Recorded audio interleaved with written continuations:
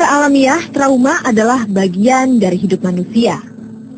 Trauma bisa disembuhkan, meski membutuhkan waktu. Semua tergantung kemampuan individu dalam meredam trauma, serta kedalaman peristiwa yang membekas dalam memori pikirannya. Seorang yang mengalami perlakuan atau perlakuan secara kejiwaan yang sangat fatal, yang sangat drastis, sangat ekstrim misalnya.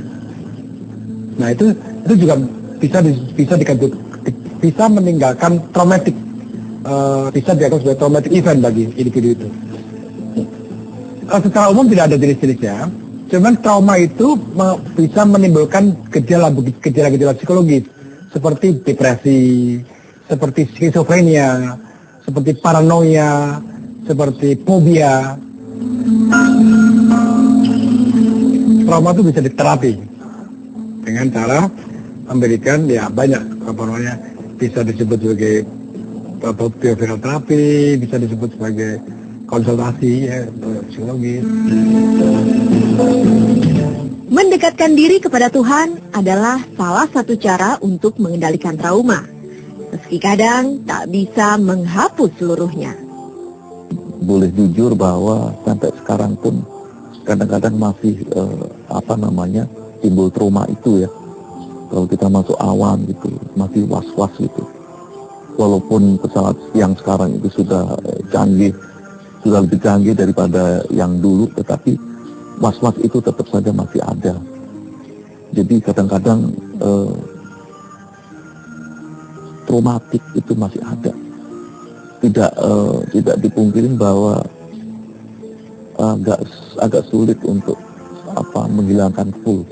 Tetapi karena saya sudah mengikhlaskan, ya alhamdulillah bisa tercover.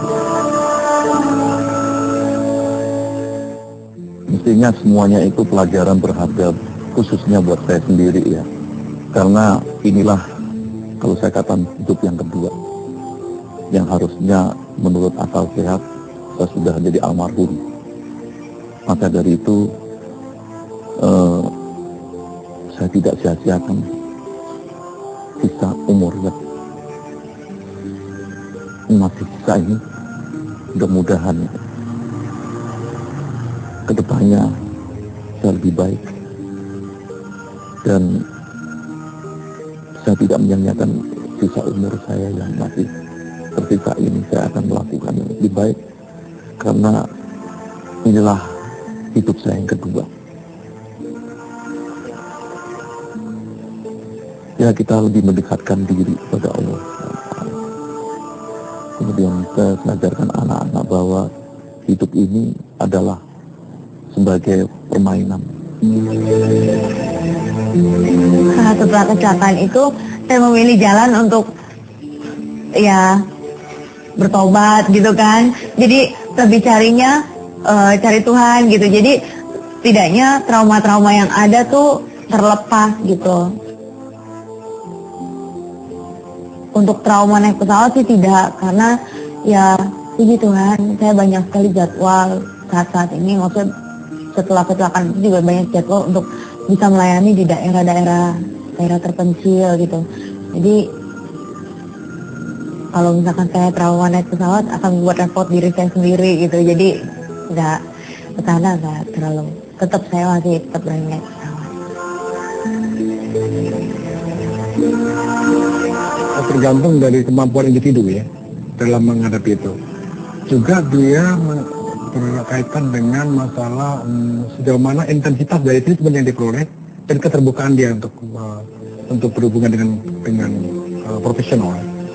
Jadi kalau dia tidak terbuka dengan profesional, ya dia akan mencoba self healing itu ya, bisa saja, cuman akan memakan waktu yang cukup lama ya.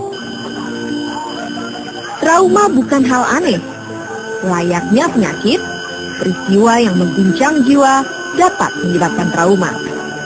Selain terapi kejiwaan, peran lingkungan dan keluarga sangat membantu mereka untuk bangkit kembali. Wajar itu yang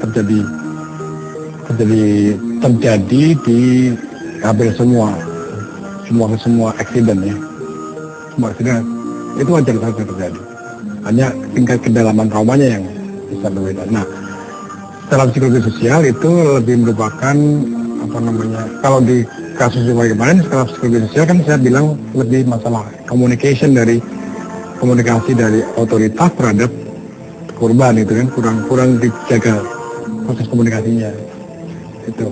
Tapi apa namanya trauma sendiri bisa terjadi kapan saja dan itu suatu kejadian suatu peristiwa yang wajar.